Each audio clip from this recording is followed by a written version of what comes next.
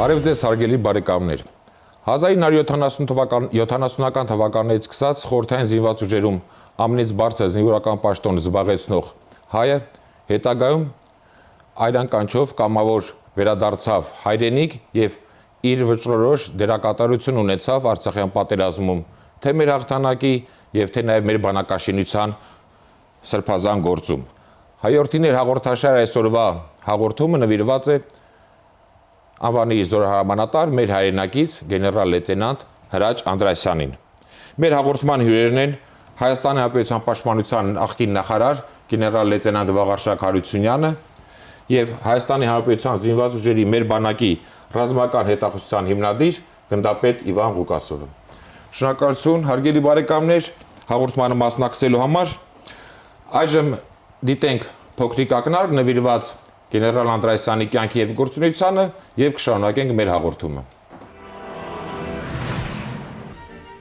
Անվանի զորահրամանատար գեներալ լեյտենանտ Հրաչ Անդրեասյանը ծնվել է 1932 թվականի հունվարի 29-ին Կրասնոդարում։ Ընտանիքը գաղթել է Արևմտյան Հայաստանից։ Ավարտել է Նովոչերկասկի Սովորովյան զինվորական ուսումնարանը, Թբիլիսի հետևակային զինվորական ուսումնարանը, Ֆրունզեի անվան ռազմական ակադեմիան, Որոշիլովի անվան ԽՍՀՄ զինված ուժերի գլխավոր շտաբի ռազմական ակադեմիան, ղեկավար կազմի կատարելագործման բարձրագույն ակադեմիական դասընթացները։ 1973-ից 78 թվականներին եղել է դիվիզիայի հրամանատար, 20-րդ բանակի շտաբի պետ Դեմոկրատական Գերմանիայում։ 1978-ից 81 թվականներին Լենինգրադի ռազմական օկրուգի 6-րդ բանակի հրամանատարն էր։ 1981-ից 84 թվականներին Հյուսիսկովկասյան ռազմական օկրուգի շտաբի պետ։ 1984-ից 89 թվականներին Չեխոսլովակիայի բանակի գլխավոր շտաբի պետին կից Վարշավայի պայմանագրի երկրների միացյալ զինված ուժերի գլխավոր հրամանատարի ներկայացուցիչ։ Այդ ընթացքում բազմիցս այցելել է Հայաստան։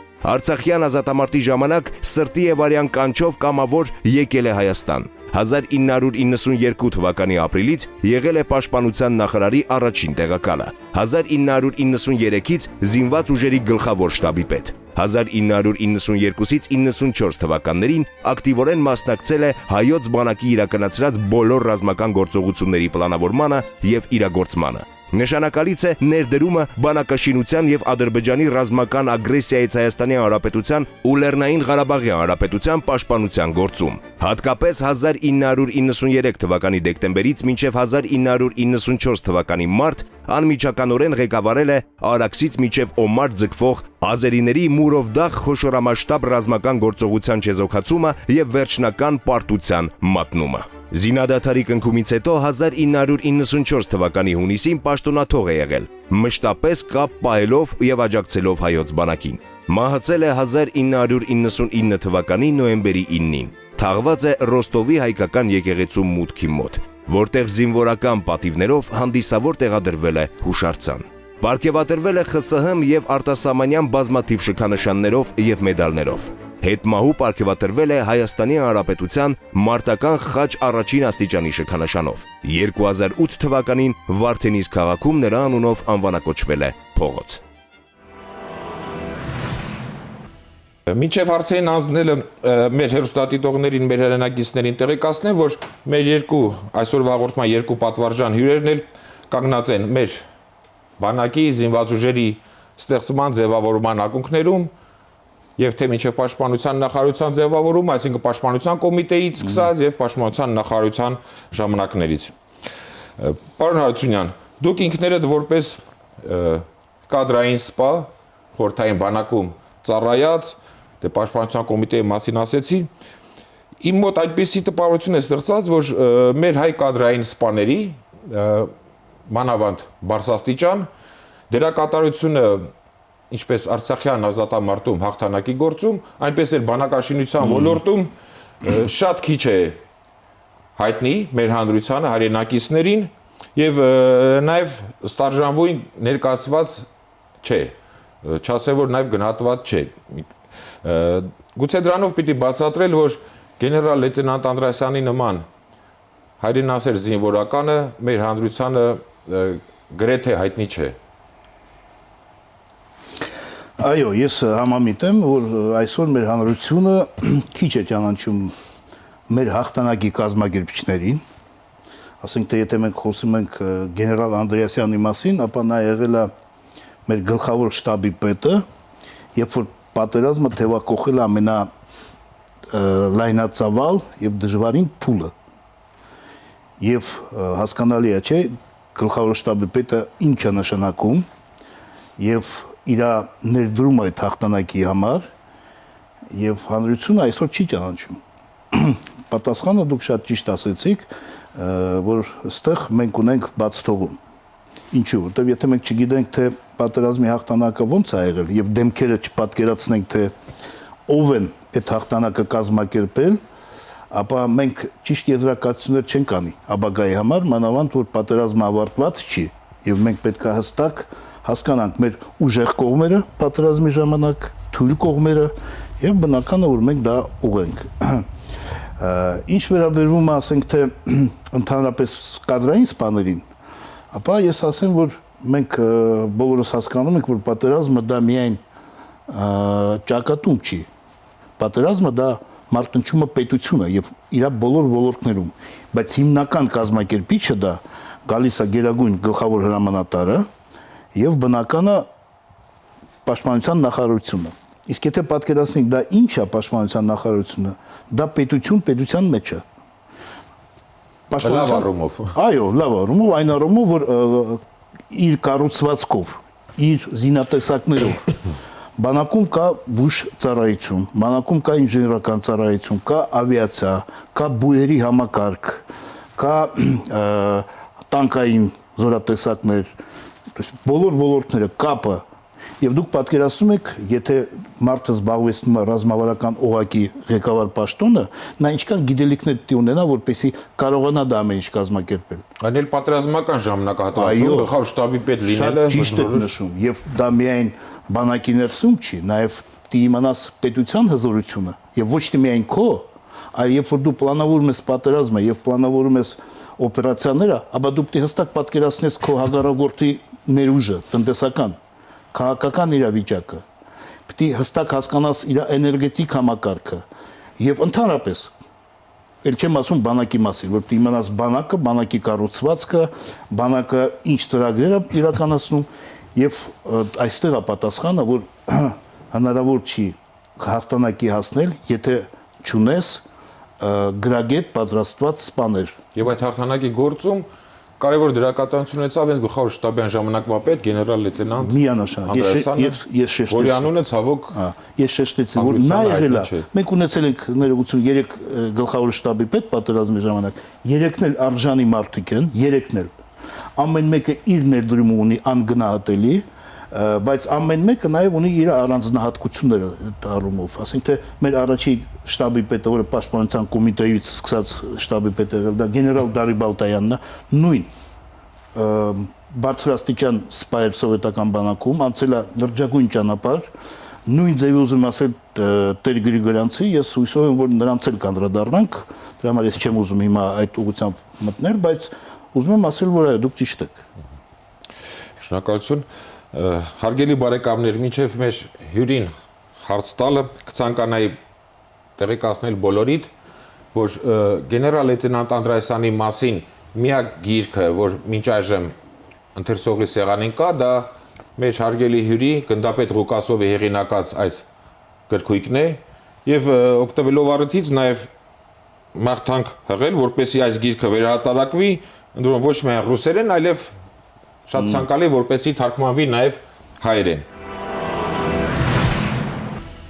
Պարոն Ղուկասով, դուք որպես գեներալ Անդրեասյանի հետ անմիջական տարիներ շարունակ աշխատած, նրան անմիջական այդ շփված եւ մոտիկի ծանոթ անձնավորություն։ Գեներալ Անդրեասյանը երկար ծառայողական ուղի է անցել։ Սուվրովյան ուսումնարանի կուրսանտից մինչև սովետական ռազմական օկրուգի շտաբի պետ, դե արդեն ասվեց մեր բանակի գլխավոր շտաբի պետ 40 տարուց ավել ծառայել է, զինվորական է եղել, ձեր նրան լավ որպես լավ ճանաչող անձնավորություն, նրա մասին միակ գրքի հեղինակ ձեր գնահատականը։ Грач Маякович Андреасян был выдающимся военачальником советских вооруженных сил, известный, и о нем слава гремела на других рубежах. Мне о нем пришлось впервые услышать в Афганистане когда один из его подчиненных, офицер оперативного отдела Накоряков, приехал в качестве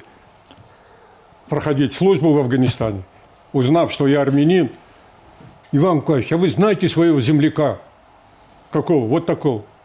Нет, не знаю. Он дал самую высокую оценку Грача Маяковичу как генералу, командующему 6-й общевойсковой армии Петрозаводске. Этот офицер тоже служил у него там, в оперативном отделе. Говорит, это человек грамотный, высокоподготовленный, эрудированный, внимательный к офицерам, требовательный, но одновременно и заботливый. Всегда на всех учениях его доклады отличались глубоким анализом обстановки и выводами, которые соответствовали из этой обстановки, а также распоряжения предварительные и приказы отдавались им конкретно, четко, и в последующем проводилась проверка исполнения. Придя после Афганистана на службу в Баку, в ставку войск южного направления, через некоторое время туда приехал майор из Ростова, Чевризов. В последующем он кончил Академию Генерального штаба, стал генералом. Чевризов Виктор.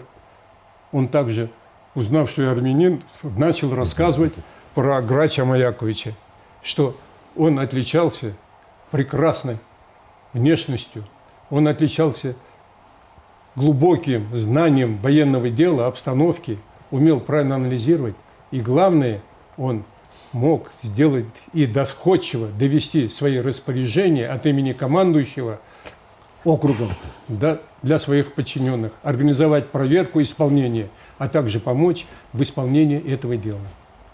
В последующем неожиданно я встретился с Грачем Маяковичем в апреле 1992 года в Ереване. Он приехал по доброй воле, по зову сердца помочь Армении. Являясь выходцем из семьи беженцев из Турции, родившись в Краснодаре, он как бы чувствовал ответственность, что надо защищать армянский народ. Армянский народ подвергся геноциду, потому что не было защитников. И он, как самый высокопоставленный генерал советских вооруженных сил, я считаю, так и есть, что в общевойсковой оценке генералитета лиц армянской национальности сегодня Грач Маякович, или в то время занимал 3-е место после маршала Советского Союза Баграмяна Ивана Христофоровича и после главного маршала бронетанковых войск Бабаджана Амазаспа. Он был 3-м. И когда он приехал, его все восприняли как главного начальника. Никто ему не мог перечить. И генерал Андросян быстро сошелся с людьми. Знаете, армия только рождалась, были различные течения, не совсем правильные, как говорится, и подчинения, и так далее. Но нашел общий язык, во-первых, с азадомартиками, близко сошелся, со всеми офицерами, командирами, которые служили в Министерстве обороны. Отличался пытливостью. И знаете, он мог выслушать, не только приказать, он мог выслушать своего подчиненного, спросить, как вы думаете решить такую задачу. И если надо, мог подсказать своему подчиненному и сказать: молодец, что ты подал такую идею. И использовал эту идею. Настойчивость проведения мероприятий, преданность армянскому народу. И все операции, которые он проводил, он опирался на народ местного населения, в районе которых армянское население, он проводил боевые действия. Его поддерживал народ. Мне пришлось это убедиться в Кавказской операции в декабре 2002 года, когда мы в Зангелане взяли до 15 сел, он собрал все местные органы власти, начиная от руководителя горсовета и кончая там начальник милиции и других должностных лиц, и с ними поговорил, чтобы народ поддержал армию, армия будет защищать, и армия победит наша. И это было одним из источников победы. А потом он не боялся ответственности. Ответственность он брал на себя. И в тяжелых условиях он всегда был на переднем крае. На моих глазах он мог погибнуть в Кафане. Мы возвращались с одного района в Кафан, за нами погнался штурмовик азербайджанский и бросил бросил ракету. Но ракета взорвалась рядом со стеной, которая ограждала аэродром Кафанский. И мы в 10 метрах были. Машину засыпало, но мы остались живы, выскочили с машины, легли вокруг. Все, самолет улетел. Ռազմական օպերացիաներին ավելի հանգամանալից Нет, я просто рассказываю о его качествах в том плане, что, подвергаясь опасности, он шел на самопожертвование для выполнения боевых задач, которые стояли перед ним. Он показывал пример, что офицер, генерал, солдат армянской армии должен настойчиво выполнять задачи, которые перед ним поставлены. Это вот, давая такую характеристику о нем, я хочу выразить благодарность ему, что он приехал в тяжелое время для Армении. В апреле месяце, после он приехал, принял участие в планировании Шушинской операции. И очень близко сошелся с Вазгеном Саркисяном, министром обороны. Министр обороны полюбил его. Они очень дружили и верили друг другу, доверяли друг другу. И в дальнейшем, все время, это до конца его жизни, он был с Вазгеном.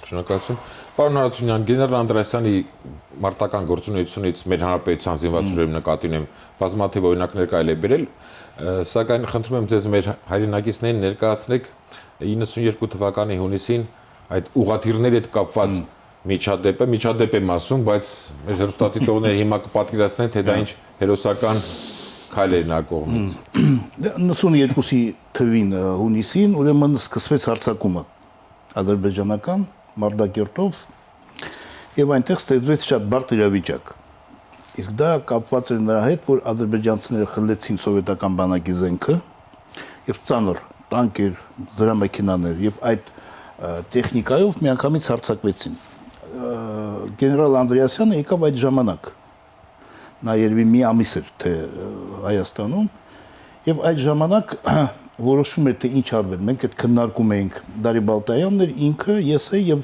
մի քանի սպաներ, թե ինչ պետք է արվի, որպեսզի կանխվի այդ հարձակումը, տարբեր մոտեցումներ կար։ Ну, ասեմ ձեզ, Իվան Կուկասչի ասեց, այն ժամանակ բանակը նոր էր կայանում եւ խնդիրներ կան բոլոր ոլորտներում եւ ասենք թե իրավիճակը հստակ բարձ չէր։ Թե ինչ որոշում պետք է ընդունվի, կամ պետք է մենք պաշտպանվենք, այդ գիծը պահենք, կամ պետք է նահանջենք, պատրաստենք այդ պաշտպանությունը ավելի համանգալից եւ դրանից հետո բան անենք։ Տարբեր մոտեցումներ կար ու ուզում եմ ասել շեշտել, որ ինքը արագ որոշում ընդունող մարդ էր եւ տվյալների բացակայության դեպքում հետախուզության, ասենք թե ժամանակ շատ բարդ էր, վիճակը այնպես էր, որ եւ ինքը այդ որոշումները ընդունեց եւ հետո նախաձեռնեց հակահարված Մարտակերտից Եվլախի ուղությամբ, որպեսզի կանխենք այդ հարձակումը։ Եվ այդ նպատակով նա թռավ Ստեփանակերտ ուղղաթիռներով, որպեսզի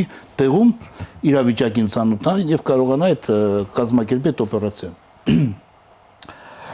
Հետ գալուց Կուբատլիի շրջանում ինքը եղել է մի 8 ուղղաթիռում եւ ուղեկցում էին երկու MiG-24 հարվածային ուղղաթիռ, որի մեջ նաեւ գնդապետ Ղուկասովն էր։ Իսկ այդ ուղղաթիռում նաեւ կային ավիացիայի վարչության պետը գնդապետ Աբրամյանը եւ հայտնի ճանաչված Աֆղանստանում մասնակցած այդ օտաչուն փոխգնդապետ Խաչատուրովը։ Հետո նա զոհվեց 2000 թվին զինվորին փրկելով։ Ժամանակ ուղղաթիռը վթարի ենթարկվեց եւ նա մահացավ։ Եվ գետնից խփեցին։ Սկզբից մի ուղղաթիռը 10 րոպե անց 17:30 նաև երկրորդ ուղղաթիռը MiG-24-ը։ Եվ բնականը ինքը լինելով Հայաստանի զինված ուժերի գլխավոր շտաբի պետ, իր հետ երկու վարչության պետ, ինքը, մեր մեջ ասած, ռազմական օրենքների համաձայն նա իրավունք չուներ իր կյանքը ենթարկել վտանգի եւ զբաղվել այդ մարդկանց փրկության։ Բայց ինքը լինելով իսկական զինվորական, որտեղ խոսում է մի հատ կարգախոս, ռուսերեն ասում են «Сам погибай, товарищи, выручай». Ինքը ենթարկելով վտանգի իր կյանքը, եւ հասկանալի է, չէ, երկու ուղղաթիռ խփված է, ամեն մեկը մի տեղ է նստած, ինքը երկու անգամ սիբում է հրանգա տալիս օթաչույն, իջնում են, վերցնում են այդ անձնակազմը, Երկուսի անձնակազմը փրկվեց։ այո, եւ երկու անգամ են իջել, որտեղ մի ուղղաթիռը մի տեղ է անգել, մյուսը այլտեղ, ինքը իջնում այդ ուղղաթիռից անձնակազմը վերցնում է, գնում է մյուս ուղղաթիռին, նորից վերցնում է ու գնում են։ Ուրեմն նաեւ կրակի տակ են ընկնում 18 փամփուշտ կպնում է, հարկախ կպնում է այդ ուղղաթիռին։ Եվ գնդապետ Ղուկասովը այդտեղ վիրավորվում է նաեւ այդ թռիչքի ժամանակ։ Եվ այս մի օրինակը խոսում է նրա մասին, որ բացի նրանից, որ նա եղել է գրագետ զինվորական, որը ունեցել է փորձ ռազմավարական օղակներում ծառայած, ես Մոսկվայում եմ ծառայել, շփվել եմ դեռ սովետական բանակի, Ռուսաստանի բանակի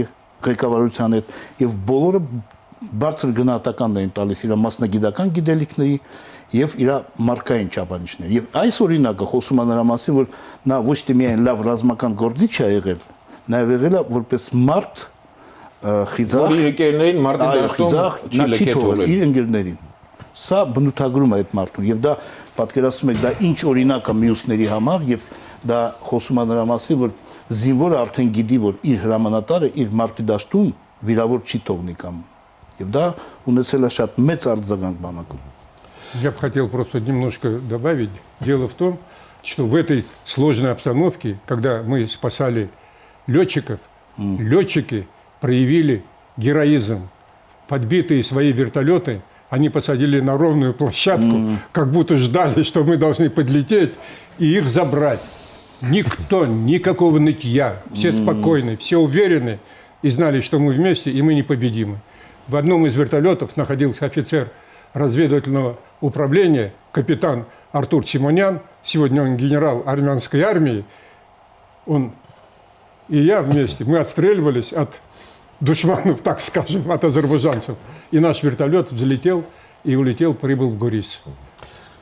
Պարոն Ղուկասով, ռազմական օպերացիաներից խոսք գնաց, խնդրում եմ ներկայացրեք պատերազմի վերջնական Արցախյան ազատամարտի վերջնական շրջանում եղած 93-ի վերջ, 94-ի մարտ Մուրովդաղ այդ օպերացիան, որը Քաժնազարություն Ալիևի, Հեյդար Ալիևի բռնել էր, ուզում էր միանգամից Ղարաբաղի հարցը լուծեր, բայց այդ ժամանակ Անդրեասյանն էր գլխավոր շտաբի պետը եւ այդ Ալիևյան այդ օպերացիան չեզոքացրեց եւ մինչեւ հաղթական զինադադար հասցրեց։ Я, в общем, Грач Абаякович был начальником главного штаба, разведка, и наши специалисты просматривали, вели мероприятия против Азербайджана, изучали, что они думают и как хотят воевать с Арменией. Мы летом отвоевали, ну, если так сказать, что с июня месяца практически Алиев был президентом Азербайджана. А потом в октябре, 3 октября, был избран на выборах президентов. Вот в этот срок, летом, при нем армянские вооруженные силы отвоевали у азербайджанцев 5 районов. Это Зангелан, это Кубатлы, Агдам и другие. 5 районов. Из 7 районов 5 было отвоевано при Алиеве. Алиев, конечно, был зол на армянскую армию, решил ее приучить. Когда он вышел на выборы, он в своей предвыборных кампании отмечал, что если я стану президентом, я восстановлю территорию Азербайджана, завоюю Карабах, а вы, местные жители, бывшие беженцы, вернетесь туда. Но оказалось так, что в действительности, придя к власти, первое, во-первых, хочу подчеркнуть, что на азербайджанской стороне в это время уже в мае-июне месяце стали подъезжать турецкие советники. Иран. Потом муджахеды из Афганистана, кстати, они приехали оттуда, с той дивизии, 11-й афганской пехотной дивизии, в которой я жил в этом районе и знал командира дивизии, уже это все поменялось до этого. Просто я знал, что афганские воины, храбрые воины. И из 1500 приехало, это одно дело. Иранские военнослужащие приехали, помогали. Серые волки приехали, помогали Азербайджану. Азербайджан готовился к операции. Хотели выполнить обещание Алиева. Кроме того, Алиев развернул большую активную работу. Он 1 ноября создал Совет обороны, провел заседание Совета обороны. Потом 2 числа выступил по радио и телевидению с обращением к народу, чуть ли не со словами «Отечество в опасности», мы должны разгромить армянскую национальную армию. Через 2 дня, 4 числа, встречается он с афганцами, азербайджанцами, которые добровольно хотят принять участие в войне против Армении. Он их приветствовал, поощрял и просил, чтобы больше было добровольцев. А также он неоднократно выезжал на передний участок фронта, был в окопах и просматривал позиции армянские, встречался с командирами, солдатами, с местными жителями, беженцами. Местным жителям я сказал, что обещал, что вы скоро вернетесь. Мы проводим операцию, армяне будут разбиты, мы восстановим целостность Азербайджана. Но наше командование знало о том, что готовится операция. Были приняты меры. И когда 26 декабря азербайджанцы перешли в наступление, армянская армия их готовности встретила, но были и определенные недостатки в том плане, что на определенных участках наши войска были застигнуты врасплох, отступили. И азербайджанцы под напором начали наступать на Кельбаджар. Там было 3 направления. Это просто со временем, я не знаю, как у меня, да, я скажу, что было 3 направления. Это Амар, Кельбаджар. Времени у нас нет уже. Да, нет, да, все.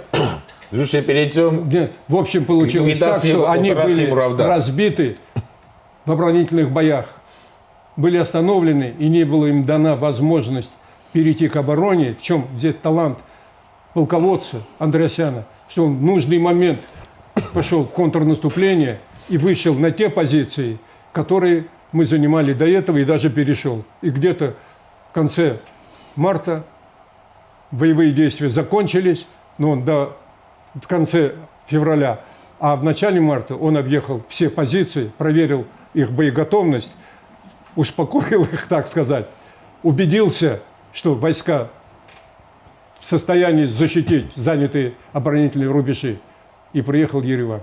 Это была величайшая победа, и, знаете, мы победили потому, что на армянской стороне был Карачам Аякович, генерал с высокой подготовкой, волей, любовью к родине, патриотом родины. В азербайджанской стороне таких генералов не было никогда. И, я думаю, не будет. А в армянской армии будут такие генералы еще.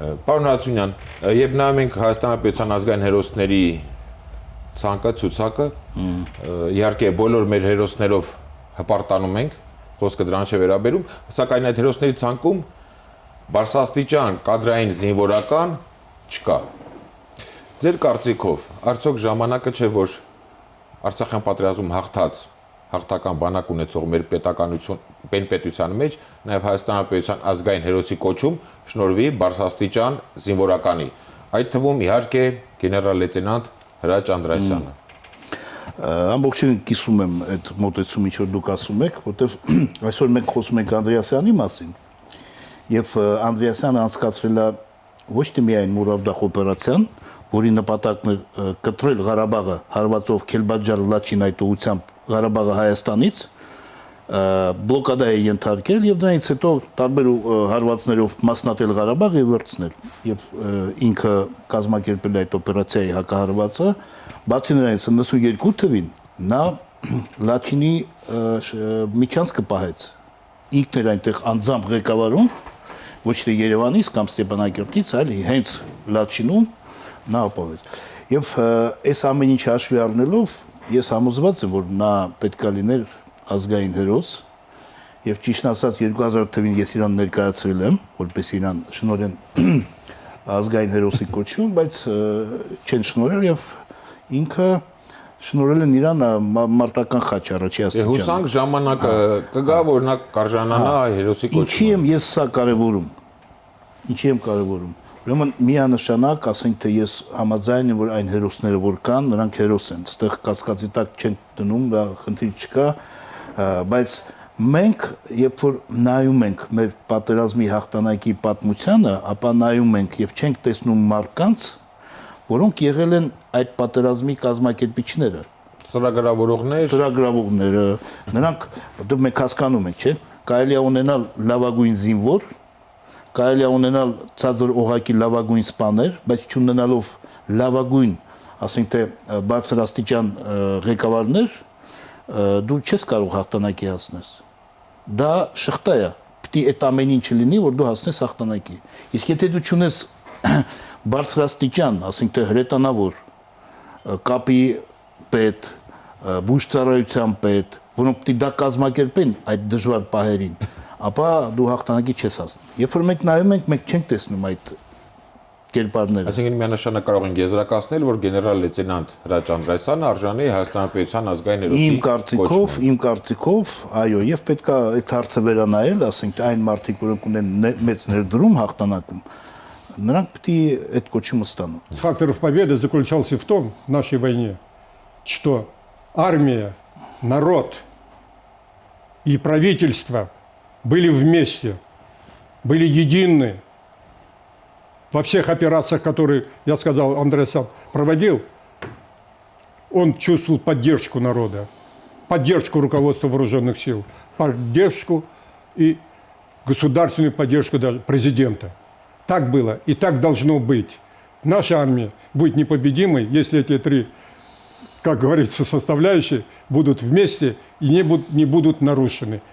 Я желаю, чтобы это соблюдалось в будущем. Անպայման։ Հարգելի բարեկամներ, եւս մեկ անգամ թույլ տվեք շնորհակալություն հայտնել հաղորդմանը մասնակցելու պատրաստակամության համար։ Ավարտելով հաղորդումը, խոսքս առաջներթին ուզում եմ ուղղել մեր երիտասարդ զինծառայողներին, սիրելի կուրսանտներ եւ երիտասարդ սպաներ, թող գեներալ լեյտենանտ Հրաչ Համայակի Անդրեասյանի կերպարը որպես բարձրաստիճան զինվորականի, որպես գեներալի ձեր բոլորի համար օրինակելի լինի եւ ձեր մարտական, զինվորական ծառայության այն ուղին, որ ընտրել եք, թող այդ ուղում միշտ նա ձեզ ուղեկից լինի։ Հարգելի բարեկամներ, հայորդիներ հաղորդաշարի այսօրվա հաղորդումը նվիրված էր անվանի զորահրամանատար գեներալ լեյտենանտ Հրաչ Անդրեասյանին։ Առայժմ այսքանը, ճանաչենք հայորդիներին։